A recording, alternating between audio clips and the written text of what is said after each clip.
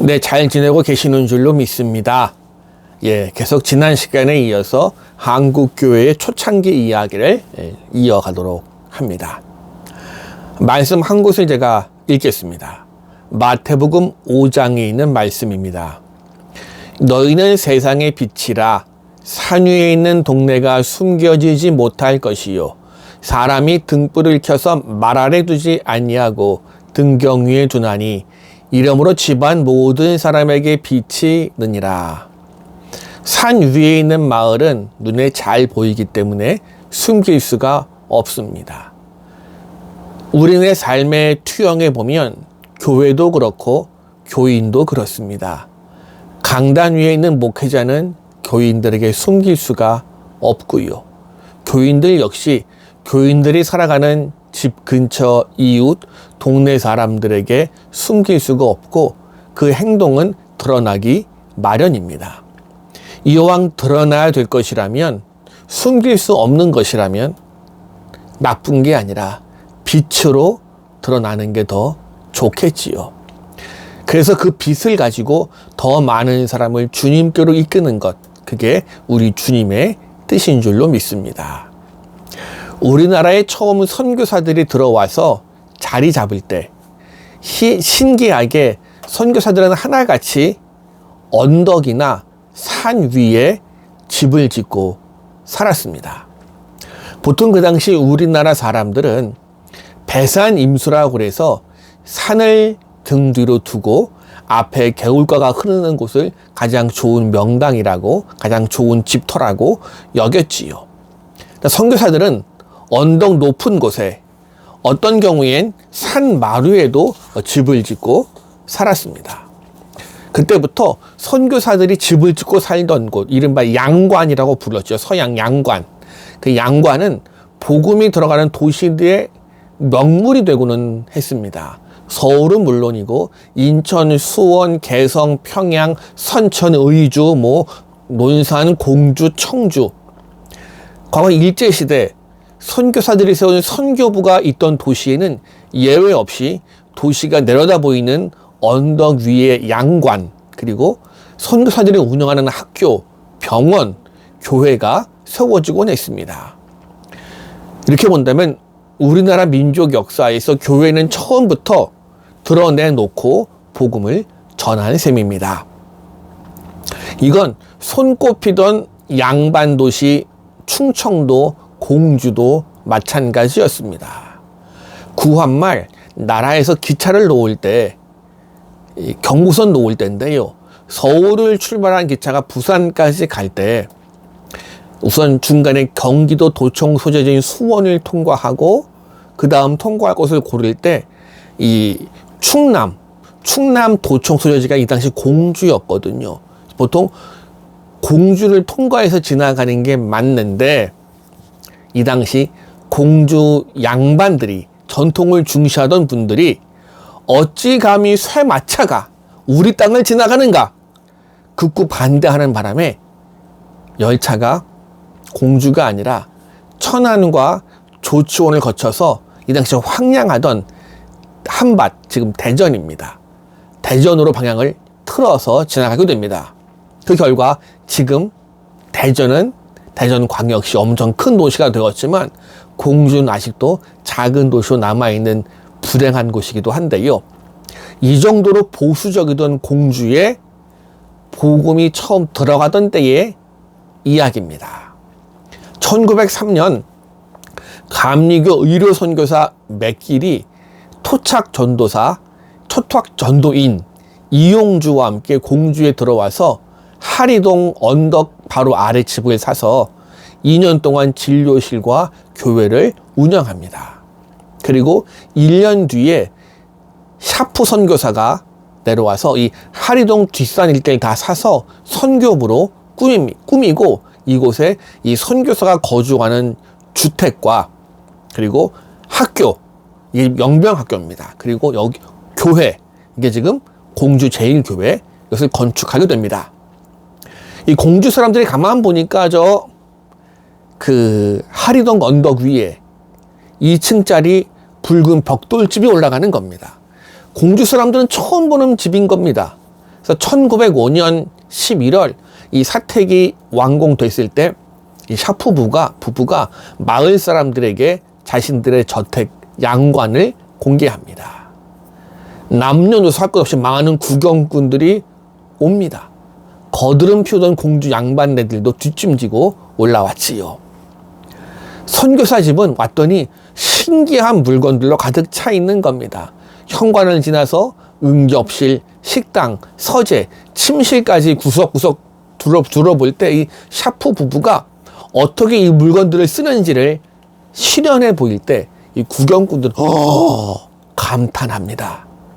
이때 전해져 내려온 이야기입니다. 정말인지 아닌지는 모르겠는데 전해진 이야기에 따르면 구경 마쳐 나던 노인네 한 분이 현관에 보이는 커다란 거울을 봤는데 많이 어디서 본 사람이 거울 안에 있는 겁니다. 그래서 자네도 구경 왔나? 어디 들어가 보게. 또 어디서 많이 본 것 같은데 라고 해서 이 선교사 부부를 웃겼다는 이야기도 전해져 옵니다. 그리고 이때 구경하던 양반 한 명은 정색을 하고 이 선교사 부부에게 이렇게 말했다고 하지요. 목사, 당신은 천당에 갈 필요가 없겠습니다. 이게 무슨 말이야? 했더니 이렇게 깨끗하고 좋은 집에 사니 천당인들 이거보다 좋겠소 라고 말입니다. 공주 사람들 눈에는 이 선교사들이 거주하던 집이 천당집으로 보였던 모양입니다. 이거의 계기로 샤프 선교사가 공주 선교를 이걸로 시작합니다.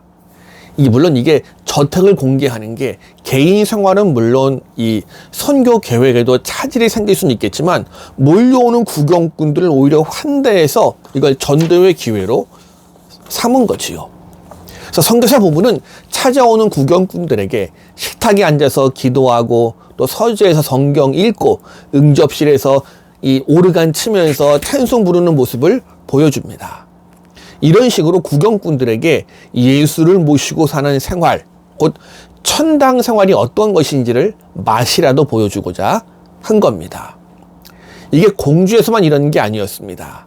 선교사들이 들어간 지역마다 이런 현상이 벌어집니다. 그리고 선교사들은 이런 현상을 효과 있는 전도 방법으로 활용하기 시작했습니다.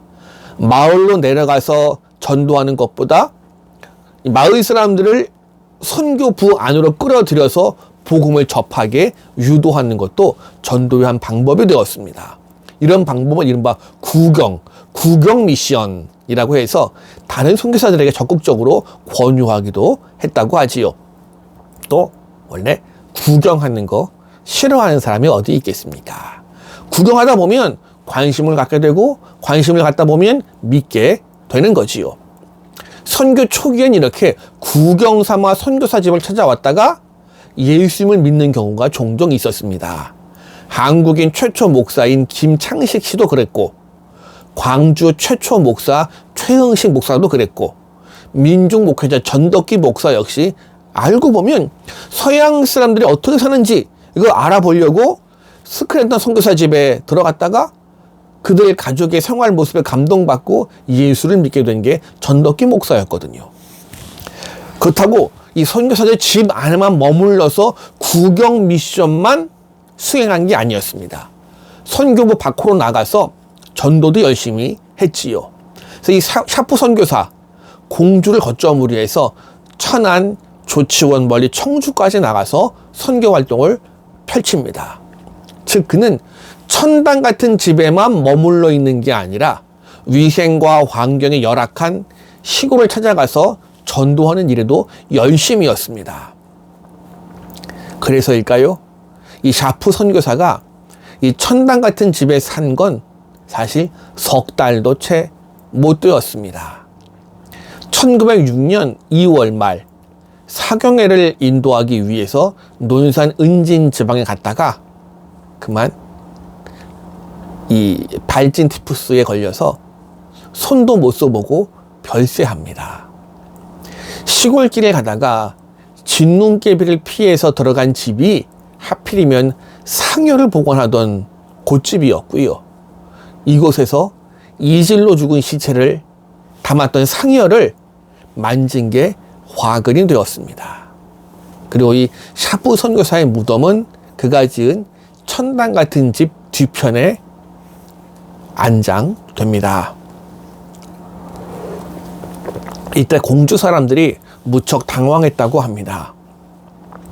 천당 사람도 죽는다는 사실에 실망한 사람도 있었고, 반면에 자기 몸을 돌보지 않고 시골가에 찾아다니면서 증거한 복음이 도대체 무엇인가, 여기에 관심을 갖는 시골 사람도 많이 늘어난 겁니다.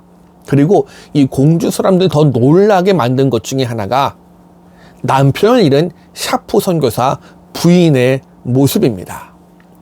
이 공주 사람들 생각에는 신혼 초에 이렇게 허망하게 남편을 잃었으면, 사별했으면 공주를 떠나서 고국으로 돌아갈 줄로 여겼습니다. 그러나 이 샤프 선교사 부인은 오히려 남편이 하던 일을 계속하겠다고 이야기하면서 30년 넘게 이 공주에 살면서 영명 여학교를 설립하고 많은 인재를 길러내기 시작합니다. 그래서 잘 알려진 3.1 운동의 상징인 유관순 비롯해서 중앙대학교 설립자 이명신, 한국 최초 여자 목사 전밀라, 여성교육자 박화숙, 한국인 최초 여성 경찰서장 노마리아 등이 이 샤프 선교사 부인의 가르침을 받은 대표적인 사람들입니다. 그래서일까요? 이 공주 교인들은 샤프 선교사도 물론 존경했지만 공주 사랑을 삶으로 보여준 이 샤프 부인을 더 많이 우러러 보았다고 합니다. 샤프 선교사 부인은 그의 한국 이름 사에리시라고 지었는데, 사에리시, 사랑의 이치를 베푼 부인이었지요. 샤프 선교사가 고국을 떠나서 이영 말리 땅에 와서 자기 목숨을 희생한 것도, 그 부인이 공주를 떠나지 않고 남아서 남편이 하던 일을 계속한 것도 결국은 예수 사랑 때문이었습니다. 이들 부부의 희생과 헌신이 공주 사람들의 마음을 그 완고한, 철도가 지나가는 것까지 거부하던 공주 사람들의 마음을 움직이고 녹였습니다. 그래서 완고하기 짝이 없던 이 공주 사람들이 하리동 언덕 위에 있는 교회로 발걸음을 옮기게 된 배경에는 예수 사랑을 온몸으로 실천한 이 선교사 부부의 착한 행실, 빛의 삶, 그것이 중요한 동기가 되었습니다. 마태복음 5장 16절 말씀을 한 구절 더 읽고 마치지요. 이같이 너희 빛이 사람 앞에서 비치게 하여 그들로 너희 착한 행실을 보고 하늘에 계신 너희 아버지께 영광을 돌리게 하라. 오늘 우리는 이 빛의 역할을 감당하고 있는